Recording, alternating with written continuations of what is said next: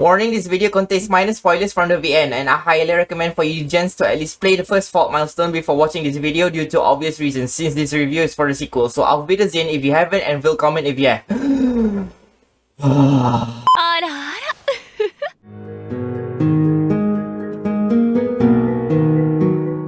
So after the events of Fault Milestone 1, the protagonist, Hime-sama, and the airhead were able to safely travel from the outer pole to a town called Port Caesarea. Whatever. In a country called Viscanta, a region filled with mana. In this particular town, the protagonist and her other two partners encounter a boy called Soul, and he works as a guide for travelers. Taking advantage of the opportunity, the princess asks for the boy's services in order to find a place to rest from their journey. Then they discover an unsettling atmosphere about Port Caesarea.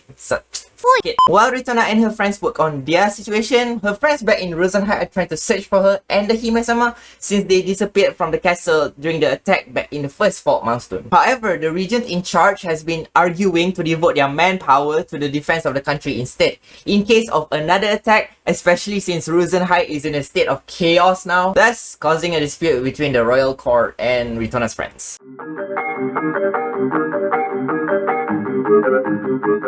A relatively short VN, 4 hours and 13 minutes from my own playtime, while 5 hours and a half from VNDB. And just like my complaint from the prequels review, I just wish that this VN was a bit longer. I'll share why later on.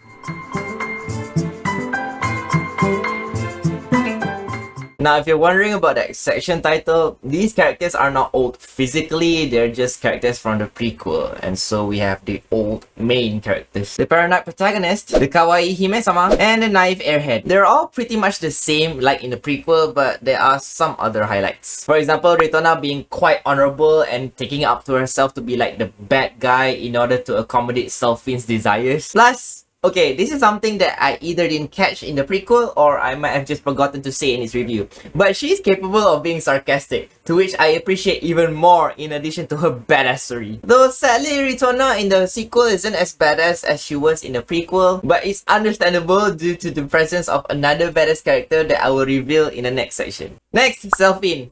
Just like in the prequel, her cuteness is just so sweet. It doesn't feel forced and it just occurs naturally. But to add to that, in this sequel, she's proven that she's not a helpless damsel in distress, and also showed that she will do what needs to be done. Selfin is willing to take risks that could even endanger her own life for the sake of the trio. It's sad for her here though, because her screen time gets considerably reduced, which is also relevant to Ritona's lack of badass moments. As for Rune, I would say that her ideals are naive, but she does take necessary actions that protect their group, so she does get badass at times as well. Rune also shows that she's very selfless, as she ensures to handle every single heavy workload like logistics during travels. Oh yeah, at some point in the story, she gets a hair makeover. From twin tails to just a side ponytail. Thank you, Alice in Dissonance. She looks way better now. There are other old characters which I will bring out on screen. They all bring continuity to the series, which I appreciate. And I especially appreciate this group here, which has Best Girl. To which I know that saying this will piss you guys off based on some survey that I did. So I have a Best Girl discussion section later on, but let's first explore the new characters. The fucking badass Queen, the responsible and independent Shota-kun, and the fragile Imoto that we must protect. Remember when I mentioned about Ritona's lack of badass moments and Selfin's reduced screen time? It's because of this character, Regan Rosenheim. Now, you might think that she looks awfully similar to Selfin. That's because she is Selfin, and at the same time, she isn't. If you can recall from the prequel, being a princess, she is capable of a special kind of ability of mana crafting called Path Down, which basically allows the user to experience the lives of their predecessors, their memories, their experiences, and whatnot. Selfin has like reached the next phase of it, which allows her to switch personalities with the previous rulers. So yeah, Queen Regan took over her body. And I'll be upfront here, Regan is a fucking great character. Ruthless, straightforward, has balls of steel, that was a metaphor by the way, and obviously badass as fuck. She can totally step on me.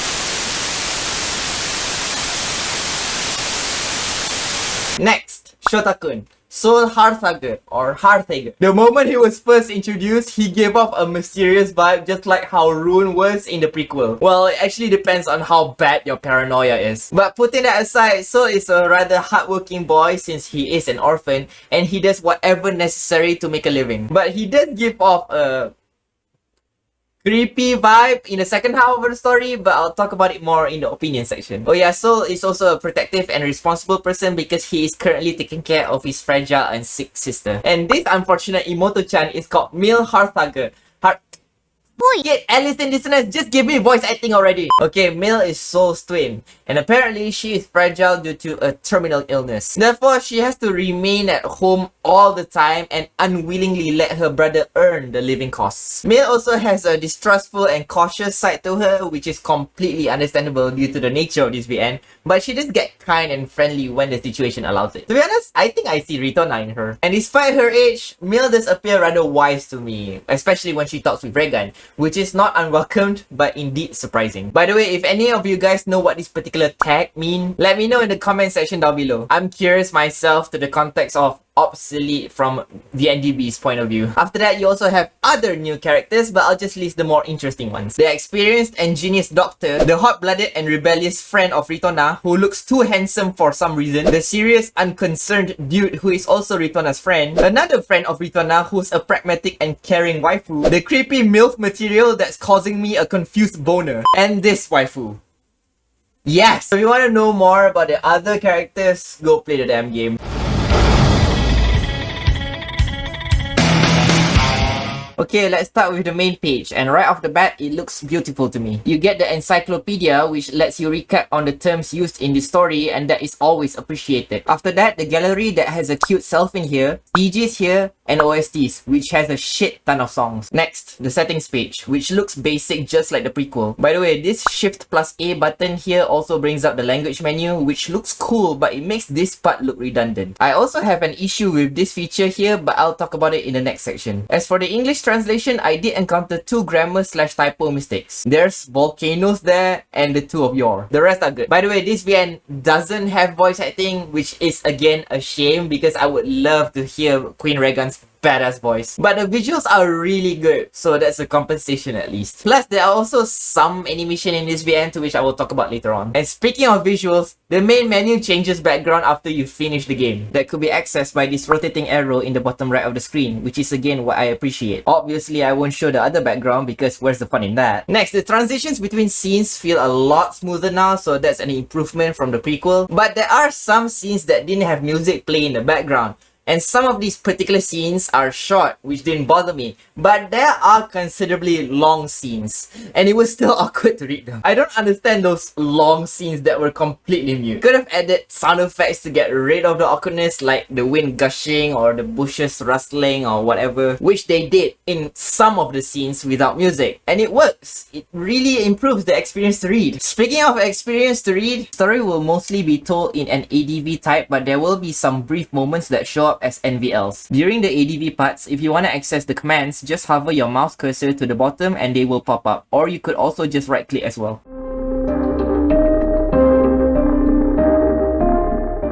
This VN is a kinetic novel, just like how I explained in the Planetarian of it, which has a linear story without any choices. Now, if you look back to the settings page, there is one thing that is weird to me, as I've mentioned in the last section. If the VN doesn't have any choices, why is this here?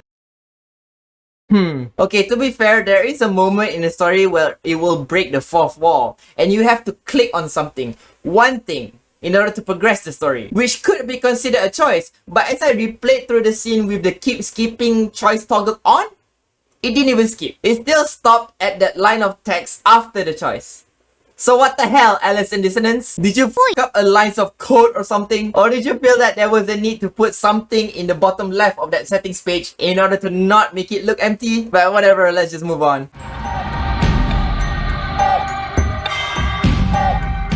I'll be honest, the story does get better to me in this VN. I really enjoyed the world building, the science fantasy, but the sci-fi aspects also lack just like in the prequel. Though you do get some moments of it, and it's also understandable since the setting of this VN is placed in a region that has mana, and thus focusing more on the magic side, which is shown and told rather well. Besides that, the plot also explores some real-world stuff like discrimination and exploitation, which naturally leads us back to a simple human desire that is to stand above others. I also appreciate that the story involves the topic of international relations, a subject at which you learn about the connections between nations and the problems that may surface. Character interactions are nice in this VN, one of its very good qualities, especially when it involves the princess here, or rather the princess and the queen. But there is a moment that doesn't fit me. Let me explain. Imagine you're near death due to the lack of mana, but then suddenly you decided to play catch with your friend. And no, the atmosphere in that moment is not that final request kind of thing. It was legit a resting moment. I was confused. Why isn't this character resting in bed to preserve energy or something? As for the pacing, it's okay overall, but there are some moments that fell off as well. For example, let's say you're having a showdown in an area because you want to see someone in a building with restricted access. But the building is protected by guards, so you fight against said guards. But a higher up from the building came out and said, okay, I will deliver your request to the other higher ups. And so that particular person went back into the building. But after that, the scene just cuts and then you wind up back in your hotel room. I mean, the scene was tense and there wasn't anything that cooled it off. And based on the character that you were in this scene, it doesn't make sense for you to just go back to your hotel room like nothing happened. If I was a character in this scene, I would fucking wait or cause more chaos until my demands are met, right in front of the fucking building. So this particular person's character felt inconsistent at this moment. There are also some issues with character explorations, like some characters aren't written well because they leave you with more questions than answers in a bad way. They don't feel like they matter as much to the story. It's like the plot introduces these kind of characters but doesn't explore them nearly enough. Not just characters but also character backgrounds. Like you're introduced to a pretty interesting background of a particular character and it just ends there. Similar to the ending of this VN. It just ends there.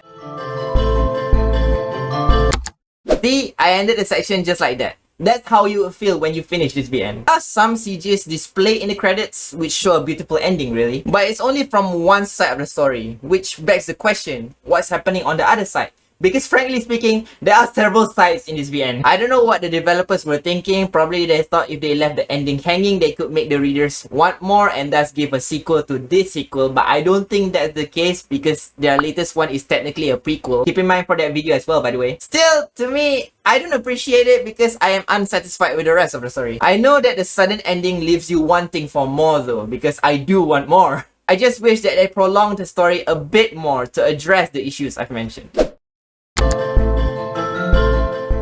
There isn't a lot of stuff that I dislike in this VN and most of it were already addressed in the last section, but let's just add a bit more. That is the negligence towards characters. Some characters don't get good screen time and for those that do, like Soul here, they don't get polished as well and I effing hate that. Why would the developers introduce cool and interesting characters but just leave them like that? This is ridiculous. One other thing I want to nitpick about is again, the VN not having voice acting. Yes, I know, this is just me nagging, but come on, I need myself some...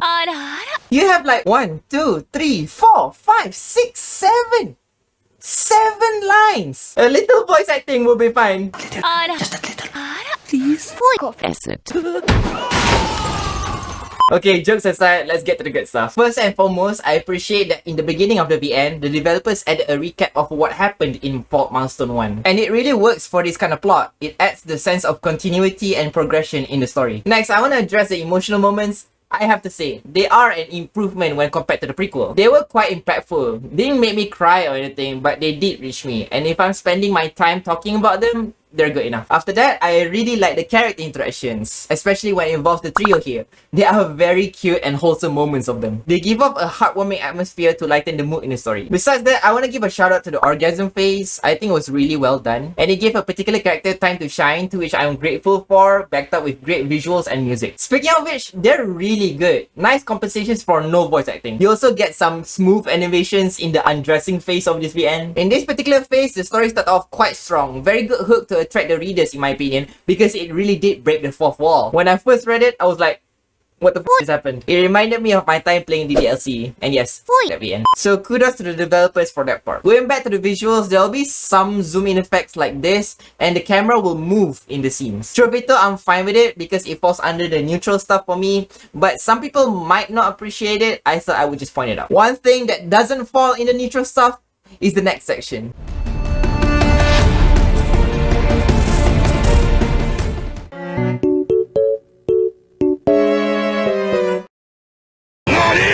Oh, my best girl. Oh.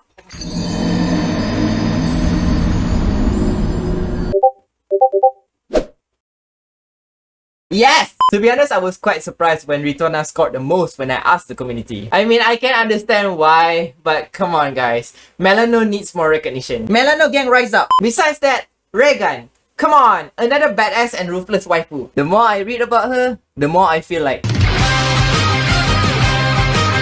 Plus, Regan is like the compensation for the lack of. Because she gives expressions of. And Paige, the cynic and mysterious waifu. Why is her screen time so low? We need more of her. We need more of these pose, man. But regardless, yes, all waifus are good. Except for this woman. What the hell is wrong with her? Anyway, I'm sure you all have your reasons for picking Ritona the most, to which I can wholeheartedly understand. But in my efforts to bring up the true best girl, Melano stands above all the rest. And I swear to God, Alice in Dissonance, please, for the love of waifus, don't ruin her character in the sequels. She has a very strong foundation now. So yeah, top 3 waifus to me are Melano, then Regan as a very close second, and then Ritona, with an honorable mention of Paige. By the way, Rune, Selphine, and Flora fans must be screaming right now. No offense to you guys or to the waifus. They are good, but to me, not as good as the ones in my ranking. Now, before I give you guys more reasons to dislike this video, let's just conclude.